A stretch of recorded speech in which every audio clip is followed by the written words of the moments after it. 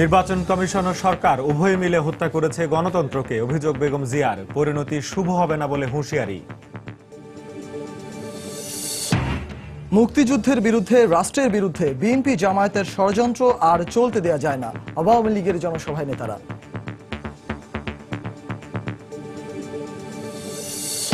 5 জানুয়ারির সংসদ নির্বাচনকে কেন্দ্র করে গত 2 বছর টানা সহিংস কর্মসূচিতে নিহত হয় 2 শতাধিক। দুঃসহ সেই স্মৃতি আজও তাড়া করে ফেরে দেশের মানুষকে।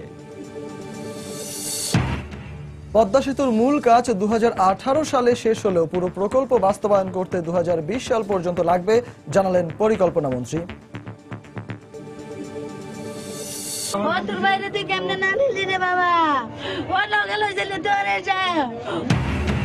পূর্ব কোন্দলের জেরে চট্টগ্রামে 11 বছর বয়সী শিশুর গলা কেটে হত্যা, আটক প্রতিবেশীর, পুলিশের কাছে স্বীকারোক্তি।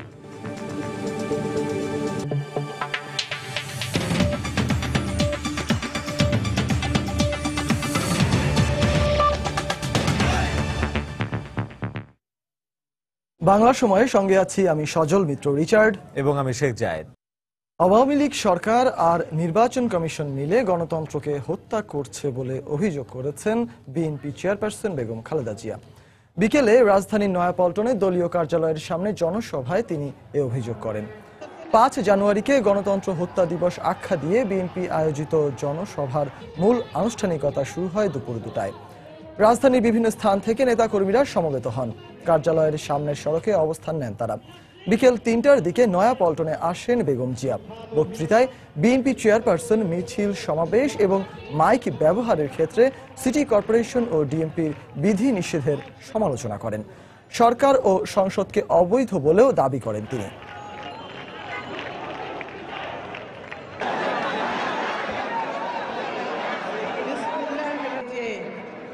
ঘর তৈরি করে কি বলে রিহ্যাব, তাদের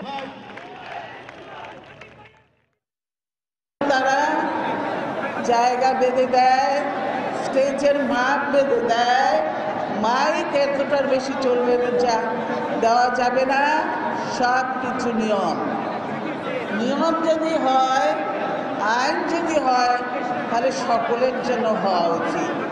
শুধু বিএনপির জন্য হবে বা বিরোধী দলের জন্য হবে আর আওয়ামী লীগের জন্য কোনো কিছু হবে না, থাকবে না, এটা তো হতে পারে না। 154 জন বিনা ভোটে নির্বাচিত হয়ে গেল, এদেরকে জনগণের প্রতিনিধি বলা যায় না।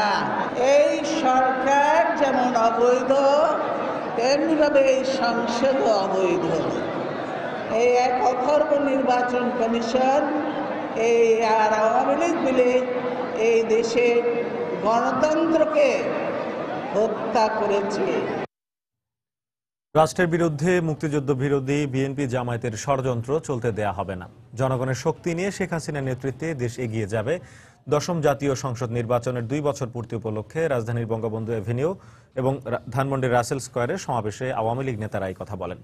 এ সময় শান্তিপূর্ণ রাজনীতি করতে বিএনপির প্রতি আহ্বান জানানো হয়। 10ম জাতীয় সংসদ নির্বাচনের 2 বছর পূর্তিতে 5 জানুয়ারি গণতন্ত্রের বিজয় দিবস হিসেবে পালন করল আওয়ামী লীগ। রাজধানীর নয়াপল্টনে বিএনপির সমাবেশের বিপরীতে বঙ্গবন্ধু এভিনিউ ও রাসেল স্কয়ারে পাল্টা সমাবেশ করে তারা। জানান দেয় রাজপথে নিজেদের অবস্থান। বঙ্গবন্ধু এভিনিউতে সমাবেশে আওয়ামী লীগ নেতারা বিএনপি চেয়ারপারসন বেগম খালেদা জিয়ার সমালোচনা করে বিএনপিকে শান্তিপূর্ণ রাজনীতি করার আহ্বান জানান। ষড়যন্ত্র করছে, এই ষড়যন্ত্র চলতে দেওয়া যায় না। তারা মুক্তিযুদ্ধের বিরুদ্ধে কথা বলে, মুক্তিযুদ্ধের শহীদদের অপমান করে, তারা বুদ্ধিজীবী সম্পর্কে কটাক্ষ করে, তারা দেশ এবং জাতির শত্রু। এদের বিরুদ্ধে আমাদের প্রতিরোধ গড়ে তুলতেই হবে। অবিলম্বে আপনাদের দল থেকে এই পাকিস্তানি খালেদাকে আপনারা অব্যাহতি দিয়ে দলকে নতুন ভাবে ঢেলে সাজান, তাহলে বাংলাদেশে জনগণ সত্যিকার অর্থে একটি বিরোধী দল হিসেবে আপনাদের ভাবতে পারবে। আজকে আমরা করছি গণতন্ত্রের বিজয় দিবস, আর উনি করছেন বিলাপ দিবস। উনি এখন বিলাপেই আছেন, ওনারা বিজয়ের মুখ দেখা যাচ্ছে। আসুন আমরা শান্তিপূর্ণ রাজনীতি, রাষ্ট্রনীতি এগিয়ে নিয়ে যাই। নির্বাচন হবে, সুষ্ঠু নির্বাচন হবে। সেই নির্বাচনে একটি জীবন হত্যা করার কোনো প্রয়োজন হবে না। অপরদিকে ধানমন্ডির রাসেল স্কয়ারে বিশাল সমাবেশের আয়োজন করে আওয়ামী লীগ। সমাবেশে দলের সভাপতি মণ্ডলীর সদস্য তোফায়েল আহমেদ বলেন, সঠিক সময়েই আগামী জাতীয় সংসদ নির্বাচন অনুষ্ঠিত হবে। আপনি আরো বহুবার সারেন্ডার করবেন, কারণ আপনার যে পরাজয় শুরু হয়েছে 2019 সালের 29শে জানুয়ারি, আগের 90 দিনের মধ্যে যে কোনো দিন নির্বাচন হবে। আপনার ভাবে বোঝা যায় আপনি নির্বাচন করবেন, কারণ আপনি বলেছেন আন্দোলনের মধ্যে দিয়ে নয়, নির্বাচনের মধ্যে দিয়ে আপনি সরকারের পতন ঘটাবেন। বেগম খালেদা জিয়া, আমরা ওই দিনটির জন্য আসছি। আপনার অবস্থা এবারে মেয়র ইলেকশনের মতো হবে, আমরা আবার বিপুল ভোটে বিজয়ী হবে। সমাবেশে আওয়ামী লীগের সভাপতি মণ্ডলীর সদস্য মোহাম্মদ নাসিম, সুরঞ্জিত সেনগুপ্ত সহ মহানগর আওয়ামী লীগের নেতৃবৃন্দ বক্তব্য রাখেন। তানিন মেহেদি, সময় সংবাদ, ঢাকা। জাতীয় নির্বাচনের 2 বছর পার হচ্ছে আজ। এর মাঝে 3 যুদ্ধ অপরাধীর বিচারের রায় বাস্তবায়ন, পদ্মা সেতুর নির্মাণ কাজ শুরু, ভারতের সঙ্গে ছিটমহল বিনিময় বা নিম্ন মধ্যম আয়ের দেশের স্বীকৃতির মতো বেশ কিছু অর্জন রয়েছে বর্তমান সরকারের। মাত্র 2 বছরে এসব অর্জনকে রাজনৈতিক বিশ্লেষকরা সরকারের বড় অর্জন হিসেবেই দেখছেন। তবে তারা এও বলছেন, এত সব সফলতার মাঝেও যেন লুকিয়ে আছে সব দলের অংশগ্রহণমূলক গণতন্ত্র থেকে ক্রমান্বয়ে দূরে সরে যাওয়া বাংলাদেশের ছবি। বিস্তারিত আতিকুর রহমান তমালের রিপোর্টে। কে ভেবেছিল কবে দেশের মাটিতে যুদ্ধাপরাধীদের বিচার হবে? কিন্তু না, যা একসময় ছিল ভাবনার অতীত, তাকেই বাস্তব রূপ দিয়েছে 2 বছর আগে 5 জানুয়ারির নির্বাচনে গঠিত মহাজোট সরকার। শুধু কি যুদ্ধাপরাধীদের বিচার? না তো, বর্তমান সরকার জাতিকে পদ্মা সেতুর মতো বৃহৎ প্রকল্প নিজেদের অর্থায়নে তৈরির সাহসও দেখাচ্ছে। এটি শুধু একটা ভৌতিক কাঠামো তৈরি হচ্ছে তা নয়, এটি প্রতীকী মাত্রায় বাংলাদেশে সক্ষম অনেক বড় চ্যালেঞ্জ গ্রহণে এবং নিজস্ব অর্থায়নে, নিজস্ব মেধা এবং মননের সমাহার করে একটা বড় কাজ করতে পারবে, সেটি কিন্তু তার একটা প্রমাণ। পাঠ্যপুস্তক উৎসবটা পৃথিবীর কোথাও নেই, এটিও একটা অর্জন। বেশ কিছু সাফল্য সরকারের আছে, বিশেষ করে অর্থনৈতিক সেক্টরে সাফল্যটা খুব বেশি। এমনকি ভারতের সঙ্গে দীর্ঘদিন ঝুলে থাকা স্থল সীমান্ত চুক্তি বাস্তবায়িত হয়েছে কোনো বিরোধ ছাড়াই। অন্য যে সাফল্য সেটা হচ্ছে যুদ্ধ অপরাধ। আমাদের এটা মানা দরকার, যুদ্ধ অপরাধের বিচার প্রক্রিয়াটা শুরু হয়েছে, এটা আমি মনে করি সাফল্য। রাজনৈতিক বিশ্লেষকরা বলছেন, এত কিছুর পরও কোথায় যেন একটা কিন্তু রয়েই গেছে। দেশে নির্বাচিত সরকার আছে, বিরোধী দলও আছে, কিন্তু গণতন্ত্র চর্চায় নেই সকল দলের অংশগ্রহণের সমান সুযোগ। আমরা গত 2 বছরে একটি শক্তিশালী পার্লামেন্ট আমরা দেখিনি। আমরা দেখলাম যে সেটা এই জাতীয় পার্টির সরকারেও আছে, আবার বিরোধী দলে আছে। জাতীয় স্বার্থ সংশ্লিষ্ট বেশ কিছু বিষয় রয়েছে যে বিষয়গুলো আদৌ সংসদে আলোচনা হয় না, যার অভাবে এখন যেটা হচ্ছে যে একতরফা সবকিছু হয়ে যাচ্ছে, এটি গণতন্ত্রের জন্য মোটেই শুভ নয়। আর হয়তো এই সুযোগেই মাথাচাড়া দিয়ে উঠছে জঙ্গিবাদ। সর্বশেষ ঘটনা আমরা দেখেছি, একজন আত্মঘাতী বোমারুর ঘটনা আমরা বাংলাদেশে আমরা দেখেছি। এই বিষয়গুলো অতীতে কখনো ছিল না। বিশ্লেষকরা বলছেন, বাংলাদেশ নিম্ন মধ্যম আয়ের দেশের স্বীকৃতি অর্জন করেছে ঠিকই, কিন্তু একজন সাধারণ নাগরিক হিসেবে কেউ কি স্বস্তিতে আছেন? এই প্রশ্নের উত্তর যদি হ্যাঁ হয় তাহলে সরকার সফল, আর উত্তর যদি না হয় তাহলে সরকারকে এ নিয়ে ভাবতেই হবে। আতিকুর রহমান তামাল, সময় সংবাদ, ঢাকা। 2014 সালের 5 জানুয়ারি 10ম জাতীয় নির্বাচনকে ঘিরে উত্তপ্ত ও সংঘাতময় হয়ে উঠেছিল দেশের পরিস্থিতি। হামলা, সংঘর্ষ আর অগ্নিসংযোগের তাণ্ডবলীলা চলে দেশ জুড়ে। দিনটিকে কেন্দ্র করে গত বছর আবার উত্তপ্ত হয়ে ওঠে দেশের রাজনৈতিক পরিস্থিতি। গত 2 বছরে টানা সহিংস কর্মসূচিতে মৃত্যু হয় 2 শতাধিক মানুষের। সেই দুঃসহ স্মৃতি আজও তাড়া করে ফেরে দেশের মানুষকে। জেলা প্রতিনিধিদের পাঠানো তথ্য ও ছবি নিয়ে ডেস্ক রিপোর্ট। চোখের সামনেই শেষ সম্বল ভিটে মাটিটুকু ধ্বংসস্তূপে পরিণত হতে দেখেছিলেন ফণীবালা রায়। হামলার সময় পালিয়ে গিয়ে জীবন বাঁচাতে পারলেও শেষ বয়সে সব হারিয়ে আর্তনাদের কাছেই নিয়েছিলেন শেষ ঠাঁই। সেদিন ভোট দেয়াই ছিল তার একমাত্র অপরাধ। 2014 সালের 5 জানুয়ারি সকালে দেশীয় অস্ত্রধারী হাজার খানেক মানুষ দিনাজপুর সদর উপজেলার বিভিন্ন এলাকায় দফায় দফায় হামলা চালিয়েছিল। প্রায় 3 ঘন্টার তাণ্ডব অবলীলায় লণ্ডভণ্ড করে দেয়া হয় বাড়িঘর, দোকানপাট, ব্যবসা প্রতিষ্ঠান সহ সব। চালানো হয় লুটপাট, দেয়া হয় আগুন। এছাড়া ভোটের আগের রাতে 5টি আসনের 672টি কেন্দ্রে চালানো হয়েছিল লুটপাট, ভাঙচুর। আমাদের স্কুলের সহ এখানে নির্বাচনের আগের দিনে এটা পুড়েছিল, সেই সাথে আরো এলাকা বেশ কটা সরকারি প্রাথমিক বিদ্যালয় পুড়ে গেছিল। রেকর্ড ঘটনা সেদিনকে একেবারে রণক্ষেত্র এবং একজন স্পট ডেথ হয়েছিল। দিনাজপুরের মতো ভয়াবহ সহিংসতা ছড়িয়ে পড়েছিল সারা দেশে, যেন মৃত্যু উপত্যকায় পরিণত হয়েছিল গোটা দেশ।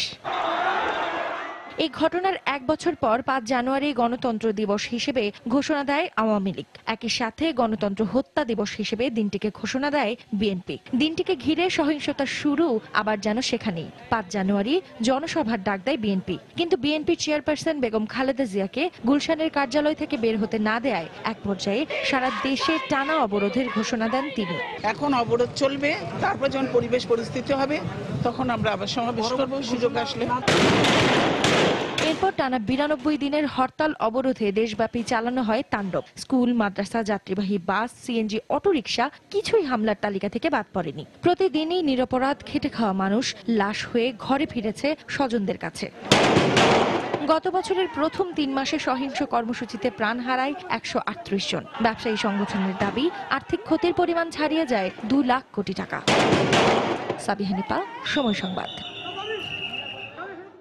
আপিলের রায়েও জামায়াত নেতা মতিউর রহমান নিজামীর মৃত্যুদণ্ড বহাল থাকবে বলে আশাবাদ ব্যক্ত করেছেন অ্যাটর্নি জেনারেল মাহবুবে আলম।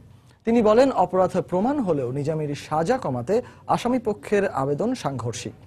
এদিকে নিজামীর আইনজীবী জানিয়েছেন, আপিল বিভাগের যে কোনো রায় মেনে নেবেন তারা। দুপুরে সুপ্রিম কোর্টে নিজ নিজ কার্যালয়ে সাংবাদিকদের একথা বলেন তারা। বুধবার নিজামীর মামলার আপিলের রায়ের দিন ধার্য করা হয়েছে। যে সাক্ষী প্রমাণ রয়েছে, সেই সাক্ষী প্রমাণ অনুযায়ী এই মামলায় আসামিকে মৃত্যুদণ্ড দেওয়ার মতো উচিত হবে না। আমাদের যুক্তিতর্ক আমরা তুলে ধরেছি।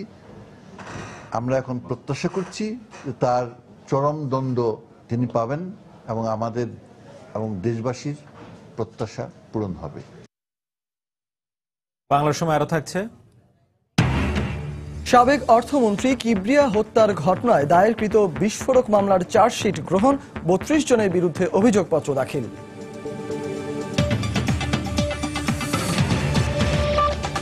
পদ্মা সেতু প্রকল্পের মূল সেতু নির্মাণের কাজ 2018 সালের ডিসেম্বরে শেষ হলেও পুরো প্রকল্প শেষ হতে 2020 সাল পর্যন্ত সময় লাগবে বলে জানিয়েছেন পরিকল্পনা মন্ত্রী আহমা মুস্তফা কামাল।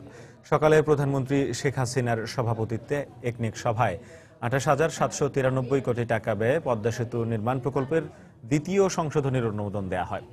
এর ফলে এই প্রকল্পের প্রায় 8,000 কোটি টাকা নির্মাণ ব্যয় বাড়ল।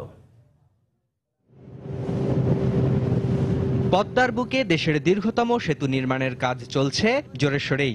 ইতোমধ্যেই অনেক দূর এগিয়েছে সেতুর মূল পাইলিং এর কাজও। 2018 সালের ডিসেম্বরের মধ্যেই 6.15 কিলোমিটারের মূল সেতু নির্মাণ কাজ শেষ করতে বদ্ধপরিকর এই কর্মযজ্ঞের সঙ্গে সংশ্লিষ্ট সবাই। সেতু নির্মাণে আর্থিক যোগান সচল রাখতে মঙ্গলবার একনেক সভায় প্রায় 8,000 কোটি টাকা ব্যয় বাড়িয়ে এ প্রকল্পের দ্বিতীয় সংশোধনী অনুমোদন দেয়া হয়। ফলে পদ্মা সেতু প্রকল্পের ব্যয় 20,507 কোটি টাকা থেকে বেড়ে দাঁড়ালো 28,793 কোটি টাকায়। এই প্রকল্পটি আমাদের আজকে দ্বিতীয়বার সংশোধনী করতে হয়েছে। এই প্রকল্পে আমাদের ব্যয় হবে 28,793 কোটি টাকা। মূল সেতুতে বাড়া না, রিভার ম্যানেজমেন্টে বেড়েছে 5,000 কোটি টাকার মতো। একনেক বৈঠক শেষে পরিকল্পনা মন্ত্রী সাংবাদিকদের জানান, প্রকল্পের ব্যয় বাড়লেও চায়না ব্রিজকে দেয়া মূল সেতু নির্মাণ কাজের ব্যয় বাড়েনি। এ সময় আভাস দেয়া হয় 2018-তে মূল সেতু নির্মাণের কাজ শেষ হলেও সেতু সংশ্লিষ্ট অন্যান্য কাজ শেষ হতে আরো কিছুটা সময় লাগতে পারে। এই প্রকল্পের 5টা কম্পোনেন্ট আছে। ট্রেন চলবে, এই প্রকল্প দিয়ে গাড়ি ঘোড়া চলবে, এরপরে রাস্তাঘাট তৈরি করা হবে, ফেরি আমরা যে জায়গা ছিল সেই জায়গা থেকে অন্য জায়গায় নিয়ে যাওয়া হবে। অনেক কাজ, মূল কাজ যেটা আছে সেতু প্রকল্পটি 18 সালে শেষ করা হবে। আর বাকিটা বিভিন্ন কাজ থাকবে, সেগুলো আমরা ধরে রাখছি যেগুলো হয়তো 20 পর্যন্ত যাবে। এর আগে প্রধানমন্ত্রীর সভাপতিত্বে অনুষ্ঠিত চলতি অর্থ বছরের 17তম একনেক সভায় 10টি উন্নয়ন প্রকল্পের অনুমোদন দেয়া হয়। এতে ব্যয় হবে 33,185 কোটি টাকা। মুস্তফা মাহবুব, সময় সংবাদ, ঢাকা।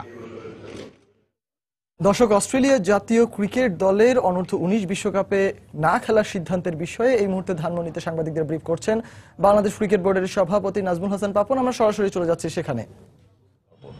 বাট ঢোকা কিন্তু কঠিন, দলের ঢোকা অত্যন্ত কঠিন, কারণ আপনারা দেখেন মাশরাফি মুস্তাফিজকে তো বাদ দিতে পারবেন না।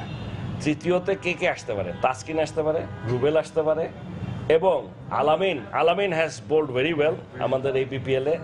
তারপরে আপনার রনি। সো আমি বলতে চাচ্ছি ঢোকাটা কিন্তু এত সহজ না। টিভি আসছে, আমরা অ্যাটেনশন দিচ্ছি, তাদেরকে আমরা নজর দিচ্ছি, স্পেশাল বোর্ড। এটাই হলো সবচেয়ে বড়। আমরা চাই যে তারা আরো ডেভেলপ করুক, আমাদের ন্যাশনাল টিমে জায়গা করে নিক।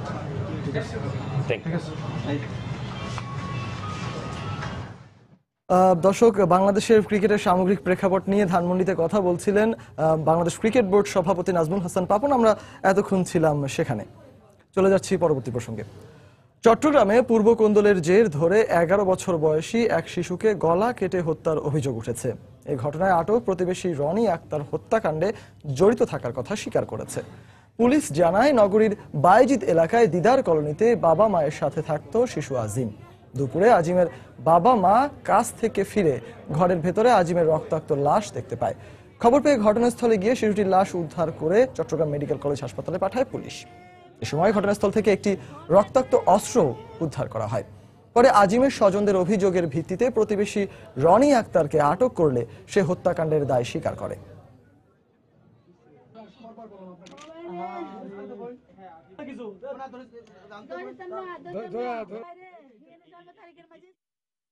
এই উত্তরে দুশ্মনীকারী উত্তরে অনগা ঘরে মানুষ ঢুকি উত্তরে শেষ করে এলেছে ভাই, একলা করে ভাই বাইরে বাইরে কেউ তো আসিল না ভাই। লেখাপড়া ভালো ছিল এবং কারোর সাথে কোনোদিন ব্যাধি না। আমার যেখানে দেখতো মামা ছাড়া কোনো কথা বলতো না। আমরা সবাইকে জিজ্ঞাসাবাদ করতেছি, এই আশেপাশে যেহেতু কলোনি ঘনবসতি, সবাইকে জিজ্ঞাসাবাদের পরে আমরা একটা সিদ্ধান্তে উপনীত হতে পারবো। বিষয়টা আমরা তদন্ত করে দেখছি যে কারা এই ঘটনার সাথে জড়িত। 5 জানুয়ারি নির্বাচন না হলে বাংলাদেশে অশুভ শক্তির শাসন কায়েম হতো বলে মন্তব্য করেছেন খাদ্যমন্ত্রী অ্যাডভোকেট কামরুল ইসলাম। তিনি বলেন, 5ই জানুয়ারি নির্বাচনের মাধ্যমে গণতন্ত্র রক্ষা পেয়েছে এবং দেশ এগিয়ে যাচ্ছে। সকালে জাতীয় প্রেস ক্লাবের সামনে গণতন্ত্র রক্ষা দিবস উপলক্ষে আয়োজিত মানববন্ধনে তিনি আরো বলেন, বিএনপি নেত্রী বেগম খালেদা জিয়া শহীদদের অপমান করে কথা বলেছেন। 5ই জানুয়ারি আমাদের প্রিয় নেত্রী জননেত্রী শেখ হাসিনা গণতন্ত্রকে রক্ষা করেছেন, গণতন্ত্রের যাত্রাকে অব্যাহত রেখেছেন। আমরা লক্ষ্য করেছি সেদিনও বাংলাদেশকে তাকে ধ্বংস করার জন্যে, গণতন্ত্রকে নস্যাৎ করার জন্যে সেদিন আগুন সন্ত্রাস চালানো হয়েছে। সাধারণ মানুষকে নির্মমভাবে অগ্নিদগ্ধ করে হত্যা করা হয়েছে। গত বছরও এরকম বিভৎসতা তারা চালিয়েছে। দীর্ঘ 93 দিন অবরোধের নামে তারা বিভৎসতা চালিয়েছে। বেগম খালেদা আজকে শহীদদের অপমান করছেন, বুদ্ধিজীবীদের, তাদের নেতৃবৃন্দ আজকে বুদ্ধিজীবীদের সম্পর্কে কটাক্ষ করছেন। কোন অবস্থাতেই এই অবস্থা বরদাস্ত করা যায় না। বিশ্ব ইজতেমায় পর্যাপ্ত নিরাপত্তা ব্যবস্থা নেওয়া হয়েছে বলে জানিয়েছেন স্বরাষ্ট্রমন্ত্রী আসাদুজ্জামান খান কামাল। সকালে গাজীপুরের টঙ্গীর তুরাগ তীরে বিশ্ব ইজতেমার প্রস্তুতি পরিদর্শন শেষে তিনি সাংবাদিকদের কথা বলেন।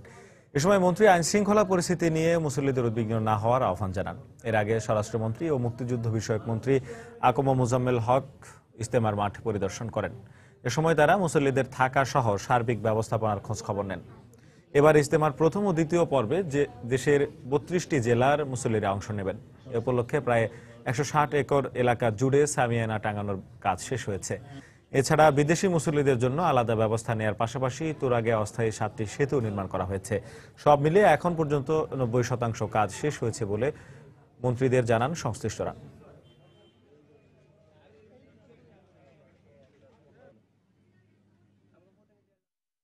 আমাদের এই জামায়াতটা যাতে সুন্দর মতো হয় সেজন্যই আমাদের আজকের এখানে আসা, এবং আমি মনে করি এই আল্লাহর রহমতে এই জামায়াতটা সুন্দরভাবে হবে।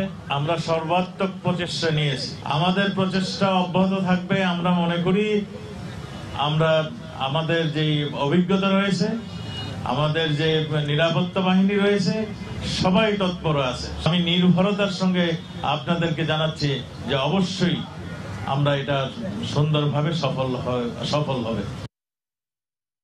বাংলার সময় আরো থাকছে। লক্ষ্মীপুরে আইনজীবী সমিতির ভবন নির্মাণে বাধা দেওয়ার অভিযোগে আদালত ভাঙচুর, জেলা জজ ও চিফ জুডিশিয়াল ম্যাজিস্ট্রেটের বদলি দাবি।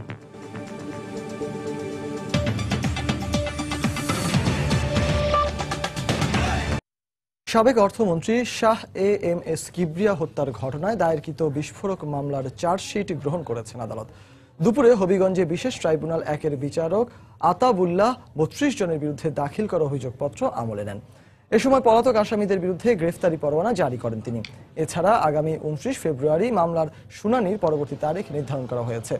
এর আগে সকালে এই মামলার 11 আসামিকে আদালতে হাজির করা হয়। এছাড়া জামিনে থাকা 8 আসামিও আদালতে হাজিরা দেন। এখন পর্যন্ত মামলার 10 আসামি পলাতক রয়েছে। 2005 সালের 27 জানুয়ারি হবিগঞ্জের বৈদ্যের বাজারে আওয়ামী লীগের এক জনসভায় গ্রেনেড হামলায় সাবেক অর্থমন্ত্রী শাহ এএমএস কিবরিয়া সহ 5 জন নিহত হন।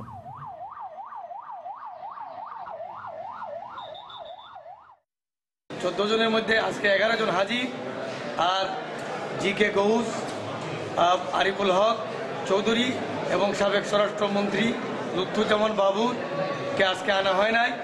আজকে বিজ্ঞ আদালত সকল আসামিদের বিরুদ্ধে বিস্ফোরক আইনের বিধান অনুযায়ী অপরাধ আমলে গ্রহণ করেছে। লক্ষ্মীপুরে জেলা আইনজীবী সমিতির নতুন ভবন নির্মাণকে কেন্দ্র করে জজ আদালতের এজলাস ভবনে ভাঙচুর চালিয়েছে আইনজীবীরা। এতে আহত হয়েছেন অন্তত 10 জন। পুলিশ জানায় সকালে আদালতের নতুন ভবন এবং জেলা ও দায়রা জজ ও চিফ জুডিশিয়াল ম্যাজিস্ট্রেটের বদলির দাবিতে বিক্ষোভ মিছিল ও সমাবেশ করে আইনজীবীরা। এ সময় আইনজীবীরা মিছিল সহ এজলাসে প্রবেশের চেষ্টা করলে তাদের বাধা দেওয়া হয়।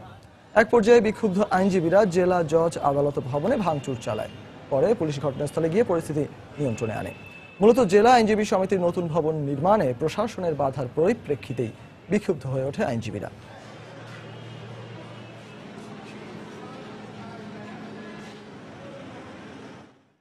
বাগেরহাটের মোরেলগঞ্জে 2টি মোটরসাইকেলের মুখোমুখি সংঘর্ষে 2 আরোহী নিহত হয়েছেন।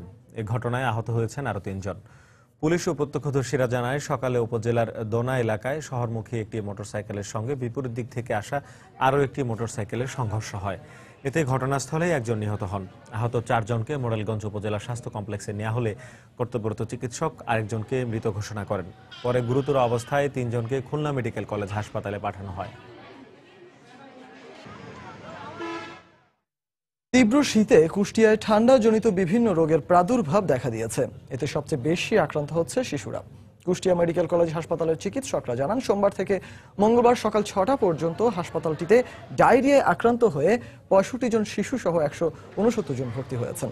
এছাড়া বেড়েছে নিউমোনিয়া ও শ্বাসকষ্ট সহ ঠান্ডাজনিত বিভিন্ন রোগীর সংখ্যা। এদিকে পর্যাপ্ত ডাক্তার, নার্স ও শয্যা না থাকায় বাড়তি রোগীর চাপ সামলাতে হিমশিম খাচ্ছে হাসপাতাল কর্তৃপক্ষ। শীতকালে ডায়রিয়া যেটা শুরু হয়েছে, যে কদিন আমি দেখছি এখানে প্রায় 84 ডায়রিয়া পেশেন্ট আছে। আমাদের ক্যাপাসিটি হলো 10টা বেড, রুগী আছে 84। শিশু ওয়ার্ডে একই অবস্থা, আমাদের বেড হলো 21টা, ওখানে 85টা পেশেন্ট আছে আমাদের এই রোগীগুলো। আমরা খুব হিমশিম খাই যাচ্ছি, এখন ডাক্তার স্বল্পতা আছে, সিস্টার স্বল্পতা আছে। ঝিনাইদহে 3 শিশুকে পুড়িয়ে হত্যার ঘটনায় আদালতে স্বীকারোক্তিমূলক জবানবন্দি দিয়েছে মামলার প্রধান আসামি ইকবাল। বিকেলে জেলার সিনিয়র জুডিশিয়াল ম্যাজিস্ট্রেট আব্দুল মতিনের আদালতে সেই জবানবন্দি দেয়। এর আগে ইকবালকে আদালতে হাজির করেন মামলার তদন্ত কর্মকর্তা। এ সময় হত্যায় জড়িত থাকার কথা স্বীকার করে 164 ধারায় জবানবন্দি দেয় সে। জবানবন্দির রেকর্ড শেষে তাকে কারাগারে পাঠানোর নির্দেশ দেন বিচারক। পারিবারিক বিরোধের জের ধরে গতকাল শৈলকুপার কবিরপুর এলাকায় দেলোয়ার হোসেনের বাড়িতে আগুন লাগিয়ে দেয় তার ভাই ইকবাল। এতে দগ্ধ হয়ে 2 ভাতিজা আমিন ও শাফিন এবং ভাগ্নে মাহিন মারা যায়। এই ঘটনায় মামলা দায়েরের পর অভিযুক্ত ইকবালকে গ্রেপ্তার করে পুলিশ।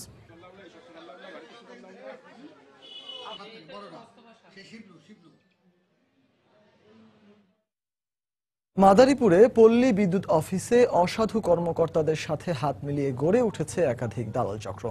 ঘুষ ছাড়া বিদ্যুৎ সংযোগ পাওয়া যায় না বলে অভিযোগ গ্রাহকদের। আর দিনের পর দিন কোনো প্রতিকার না হওয়ায় ক্ষুব্ধ জনপ্রতিনিধিরাও। তবে এ বিষয়ে কথা বলতে রাজি নন পল্লী বিদ্যুৎ অফিসের কোনো কর্মকর্তা।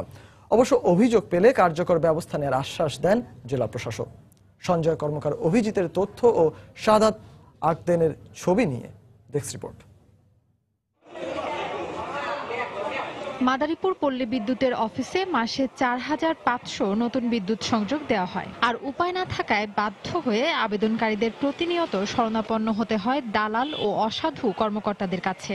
আবেদনকারীদের অভিযোগ, একদিকে দালাল চক্রের অর্থ বাণিজ্য, অন্যদিকে পল্লী বিদ্যুৎ অফিসের কিছু অসাধু কর্মকর্তা ও কর্মচারীর অনিয়মের কারণে জিম্মি হয়ে পড়েছেন তারা। অবশ্য এ বিষয়ে ক্যামেরার সামনে কথা বলতে রাজি হয়নি পল্লী বিদ্যুৎ অফিসের কোনো কর্মকর্তা। ৭,৫০০ টাকা কন্ট্রাক্ট নিছে, আমার একটা মিটার দিবে, এটা মাস দেড়ে, কিন্তু দিতে আসে না, বললেই কয় যায় এই তো ১৫ দিন পর মিটার দিতে আসি। ৫,০০০ টাকা যদি গ্রাহকের ইলেকট্রিশিয়ান নেয়, তখন ইলেকট্রিশিয়ানরা আবার রেপোর্ট দিলে ১-২ হাজার টাকা দেওয়া লাগে। প্রত্যেকটা টেবিলে এরা ডাইরেক্ট সরাসরি কোনো ঘুষ খায় না, দালাল মারফত ঘুষ খায়। দিনের পর দিন এ অবস্থা চললেও প্রতিকার না মেলায় ক্ষুব্ধ স্থানীয় জনপ্রতিনিধিরাও। কিছু দালাল প্রকৃতির মানুষ প্রশাসনের সাথে সহযোগিতা করিয়া তাদের কাছ থেকে অবৈধ উপায় টাকার মাধ্যমে, টাকার বিনিময়ে তাদের ওই বিভিন্ন কাজ করে দেবে, এই ধরনের আশ্বাসে তারা ভোগান্তি পোহাচ্ছে।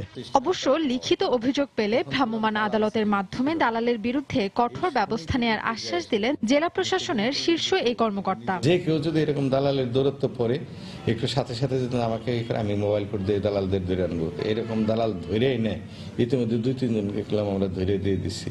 সরকারি নিয়মে নতুন বিদ্যুৎ সংযোগে বাসাবাড়িতে ৭২০ টাকা ও সেচে জামানত সহ ৩,১৫০ টাকা গ্রাহকদের জমা দিতে হয়। সময় সংবাদ, মাদারীপুর। সংসারকে এগিয়ে নিতে অক্লান্ত পরিশ্রম করে চলেছেন রাজশাহীর অনেক সংগ্রামী নারী। ভোরের সূর্য ওঠার সঙ্গে সঙ্গে তারাও বেরিয়ে পড়েন জীবনযুদ্ধে। দিনভর পরিশ্রম করে উপার্জিত অর্থ দিয়ে সংসারের চাকাকে একটু একটু করে গতিশীল করছেন তারা। আর এসব নারীদের সহযোগিতায় এগিয়ে এসেছে সমাজসেবা অধিদপ্তর। আব্দুস সালামের ছবিতে বিস্তারিত জানাচ্ছেন সাইফুর রহমান রকি। শীতকে উপেক্ষা করে সংসারের চাকাকে সচল করতে প্রতিদিনই ছেলে রাকিবকে নিয়ে ভোরে বেরিয়ে পড়েন মা রেবেকা সুলতানা। জীবিকার তাগিদে কখনো গার্মেন্টস কর্মী, কখনো বা সেলাই মেশিনের কাজ করলেও বর্তমানে রাজশাহীর সাহেব বাজারে ভাপা পিঠা বিক্রি করেন তিনি। অটোচালক স্বামীর উপার্জিত অর্থে সংসার না চলায় রেবেকাকে হাল ধরতে হয়েছে সংসারের। ছেলে রাকিব ও মেয়ে ইভাকে শিক্ষিত করতে আত্মপ্রত্যয়ী সংগ্রামী এই নারীর নিরন্তর ছুটে চলা। ছেলে মনের মুখের দিক তাকিয়ে থাকি, আমাকে রাত দিন 24 ঘন্টা খাটা লাগে। ভোরবেলা উঠে আবার আম্মুকে সবকিছু গুছিয়ে দিই, পরে প্রাইভেটে যাই। শুধু রেবেকা নয়, তার মতো অনেকেই সংসারের হাল ধরতে নেমে পড়েছেন রাস্তায়। এদের প্রত্যেকের রয়েছে ভিন্ন ভিন্ন কষ্টের গল্প। আমার স্বামী ছেড়ে দিয়েছে, এই রুটি বানিয়ে পরের জায়গায় কাজ করে মনে করেন যে ছেলে পিলা নিয়ে সংসার চলে। আমার স্বামী অক্ষম, পা নাংড়ায় পড়ে আছে, মানে কোনো কাজ করতে পারে না, এর জন্য আমরা এই বাধ্য হয়ে এসব কাজ করতে এসেছি। আর উদ্যমী এসব নারীদের এগিয়ে নিতে বেশ কিছু পদক্ষেপ হাতে নেয়ার কথা জানালেন নারী উদ্যোক্তারা। একটা বুটিক করেছি, সেখানে প্রায় 350 মেয়ে কাজ করে। সমাজসেবা অধিদপ্তরের দেয়া তথ্য মতে প্রতি মাসে 13,300 জন নারীকে 400 টাকা বয়স্ক ভাতা, 1,500 নারীকে 500 টাকা প্রতিবন্ধী ভাতা ও 21,800 জন নারী পায় 400 টাকা করে বিধবা ভাতা। দরিদ্র সীমার নিচে যে সমস্ত পরিবারের মহিলারা আছে তাদেরকে আমরা ক্ষুদ্র ঋণের মাধ্যমে সহায়তা দিয়ে থাকি। জেলায় প্রায় 18,000 নারী সুদমুক্ত ঋণ ও 1,500 কর্মজীবী নারী সমাজসেবা অধিদপ্তরের ক্ষুদ্র ঋণের আওতায় রয়েছে। সাইফুর রহমান রকি, সময় সংবাদ, রাজশাহী। আবারও গণতন্ত্র রক্ষা দিবস এবং গণতন্ত্র হত্যা দিবস পালনের খবর। 5 জানুয়ারি বর্তমান সংসদের 2 বছর পূর্তি উপলক্ষে দেশব্যাপী গণতন্ত্র রক্ষার দিবস পালন করছে বাংলাদেশ আওয়ামী লীগ ও তার সহযোগী সংগঠনগুলো। এ উপলক্ষে প্রতিটি বিভাগীয় ও জেলা শহরে দিনভর নানা অনুষ্ঠানের আয়োজন করেছে তারা। রয়েছে বিজয় র্যালি, আলোচনা সভা সহ নানা রকম আয়োজন। ব্যুরো প্রতিবেদক ও জেলা প্রতিনিধিদের পাঠানো তথ্য ও ছবি নিয়ে ডেস্ক রিপোর্ট। সিলেটে গণতন্ত্র রক্ষা দিবস উপলক্ষে দুপুর 12টায় কেন্দ্রীয় কর্মসূচির অংশ হিসেবে বিজয় র্যালি বের করে মহানগর আওয়ামী লীগ। র্যালিটি নগরীর কোর্ট পয়েন্ট থেকে শুরু হয়ে সুরমা পয়েন্টে এসে শেষ হয়। আজকের এই দিবস গণতন্ত্র রক্ষা দিবস। এই দিবস গণতন্ত্রকে প্রাতিষ্ঠানিক রূপ দান করার দিবস। বিএনপি এবং জামাত জোট যে তাণ্ডব করেছে, যে মানুষের জীবনহানি করেছে, যেভাবে তারা আমাদের সম্পদের ক্ষতি করেছে, অবরোধ এবং হরতাল করেছে, তাতে করে তারা জনবিচ্ছিন্ন হয়ে গেছে। রংপুরে সকালে নগরীর বেতপট্টিতে দলীয় কার্যালয়ে এসে উপস্থিত হন সর্বস্তরের নেতাকর্মীরা। পরে সেখান থেকে একটি আনন্দ মিছিল নিয়ে কাছারি বাজারে যান তারা। সকালে বরিশালে সমাবেশ ও আনন্দ মিছিল করেছে মহানগর আওয়ামী লীগ। এতে জেলা আওয়ামী লীগের শীর্ষস্থানীয় নেতৃবৃন্দ ছাড়াও অন্যান্য সংগঠনের নেতাকর্মীরা উপস্থিত ছিলেন। উন্নয়নের ধারাকে এগিয়ে নিয়ে যাওয়ার জন্য এবং বাংলাদেশের রাজনীতি থেকে চিরতরে যে সহিংসতার যে রাজনীতি আছে, যে মানুষ পোড়ার রাজনীতি বিএনপি করেছে, এই রাজনীতি যাতে ভবিষ্যতে যাতে না হতে পারে সে কারণেই আমাদের এই কর্মসূচি। ব্রাহ্মণবাড়িয়ায় বেলা 11টায় সরকারি স্কুল মাঠ থেকে জেলা আওয়ামী লীগের পক্ষ থেকে একটি আনন্দ মিছিল বের করা হয়। মিছিলটি শহরের প্রধান সড়ক প্রদক্ষিণ শেষে জেলা প্রেস ক্লাবের সামনে এসে শেষ হয়। এছাড়া টাঙ্গাইল, কুড়িগ্রাম, সাভার সহ সারা দেশে নানা আনুষ্ঠানিকতায় গণতন্ত্র রক্ষা দিবস পালন করেছে বাংলাদেশ আওয়ামী লীগ ও তার সহযোগী সংগঠনগুলো। নিয়ন মোহাইমিন, সময় সংবাদ। এদিকে 5 জানুয়ারিকে গণতন্ত্র হত্যা দিবস ও প্রহসনের নির্বাচন উল্লেখ করে দেশের বিভিন্ন স্থানে প্রতিবাদ সমাবেশ ও বিক্ষোভ মিছিল করেছে বিএনপি ও এর অঙ্গ সংগঠনের নেতাকর্মীরা। দলটির শান্তিপূর্ণ কর্মসূচিতে পুলিশ বাধা দিচ্ছে বলে অভিযোগ করেছেন নেতারা। ব্যুরো প্রতিবেদক ও জেলা প্রতিনিধিদের পাঠানো তথ্য ছবি নিয়ে ডেস্ক রিপোর্ট। 5 জানুয়ারিকে গণতন্ত্র হত্যা দিবস হিসেবে অভিহিত করে বরিশালে বিক্ষোভ সমাবেশ করেছে মহানগর ও জেলা বিএনপি। মঙ্গলবার বেলা 11টার দিকে নগরীর সদর রোড এলাকায় মহানগর বিএনপির সভাপতি অ্যাডভোকেট মুজিবুর রহমান সরোয়ারের সভাপতিত্বে এই প্রতিবাদ সমাবেশ অনুষ্ঠিত হয়। ভোটের অধিকার প্রতিষ্ঠার লক্ষ্যে গণতন্ত্রকে মুক্ত করার জন্য, এদেশের স্বাধীনতাকামী মানুষের আশা আকাঙ্ক্ষা পূরণ করার জন্য আমরা আজকের এই সমাবেশ করেছি। লালমনিরহাটে রেল শ্রমিক দল কার্যালয়ের সামনে প্রতিবাদ সমাবেশ করেছে বিএনপি। 5 জানুয়ারির নির্বাচনকে প্রহসনের নির্বাচন উল্লেখ করে সরকারের কঠোর সমালোচনা করেন সাবেক উপমন্ত্রী ও জেলা বিএনপির সভাপতি অধ্যক্ষ আসাদুল হাবিব দুলু। হোসেন মোহাম্মদ এরশাদ শেখ হাসিনার বিশেষ দূত, মাঝে মাঝে বলে দেশে গণতন্ত্র নাই, দেশে খুন আর গুমের রাজত্ব কায়েম হয়েছে। আমরা বলি না, ওই শেখ হাসিনা যাকে নিয়োগ করছেন, যাকে বেতন ভাতা দেয়, উনি বলেন। চট্টগ্রামের কাজীর দেউরি এলাকায় দলীয় কার্যালয়ের সামনে মহানগর বিএনপির সভাপতি আমির খসরু মাহমুদ চৌধুরীর নেতৃত্বে প্রতিবাদ সমাবেশ অনুষ্ঠিত হয়। রাঙামাটিতে দলীয় কার্যালয় থেকে একটি বিক্ষোভ মিছিল বের করার চেষ্টা করে জেলা বিএনপি ও এর অঙ্গ সংগঠনের নেতাকর্মীরা। তবে পুলিশি বাধায় দলীয় কার্যালয়ের সামনে সমাবেশ করেন তারা। সিলেট নগরের আম্বরখানা এলাকায় মহানগর বিএনপির আহ্বায়ক ডাক্তার শাহরিয়ার হোসেন চৌধুরীর নেতৃত্বে প্রতিবাদ সমাবেশ করে জেলা ও মহানগর বিএনপি। এছাড়া ময়মনসিংহ, রাজশাহী, খুলনা, ঝিনাইদহ ও ঝালকাঠিতে প্রতিবাদ সমাবেশ ও বিক্ষোভ মিছিল করেছে বিএনপি ও এর অঙ্গ সংগঠনের নেতাকর্মীরা। সাবিত সারোয়ার, সময় সংবাদ। মানিকগঞ্জের সিংগাইর পৌরসভায় প্রচারণার শেষ দিনে ব্যস্ত সময় পার করেছেন মেয়র ও কাউন্সিলর প্রার্থীরা। সকাল থেকে প্রার্থীরা ছুটেছেন ভোটারদের দ্বারে দ্বারে। প্রচারণায় পিছিয়ে নেই নারী প্রার্থীরাও। ভোটারদের মন জয় করতে গ্যাস, বিদ্যুৎ এবং পয় নিষ্কাশন ব্যবস্থার উন্নয়ন সহ নানা প্রতিশ্রুতি দিচ্ছেন তারা। এদিকে সীমানা সংক্রান্ত জটিলতার কারণে 30 ডিসেম্বর স্থগিত করা হয় সিংগাইর পৌরসভা নির্বাচন। পরে হাইকোর্টের নির্দেশনা অনুযায়ী আগামী 7 জানুয়ারি পৌরসভাটিতে নির্বাচন অনুষ্ঠিত হবার কথা রয়েছে।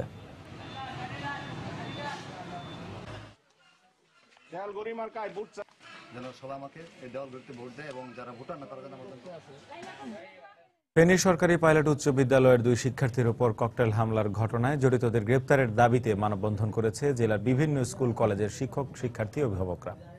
সকালে ফেনী সরকারি পাইলট উচ্চ বিদ্যালয়ের সামনে ঘণ্টাব্যাপী এই মানববন্ধন অনুষ্ঠিত হয়।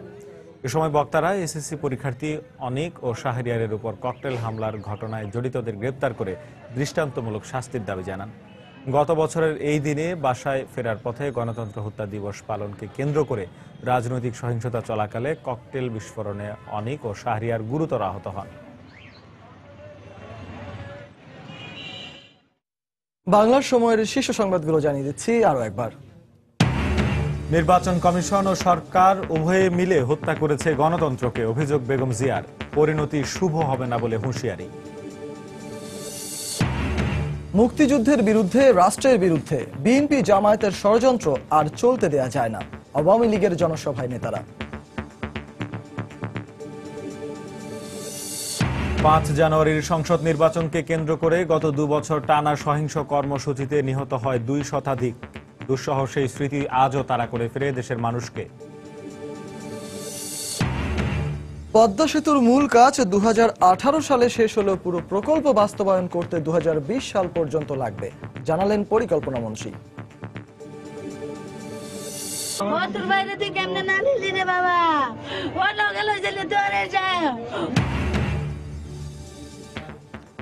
পূর্ব কোন্দলের জেরে চট্টগ্রামে 11 বছর বয়সী শিশুর গলা কেটে হত্যা, আটক প্রতিবেশীর পুলিশের কাছে স্বীকারোক্তি। এই ছিল বাংলা সময়ে। যে কোনো খবর পেতে ভিজিট করুন সময়নিউজ.tv। এছাড়া এই মাত্র পাওয়া খবর আপনার মোবাইলে পেতে SMS করুন *SN লিখে পাঠিয়ে দিন 16242 নম্বরে। সঙ্গে থাকুন সময়ের।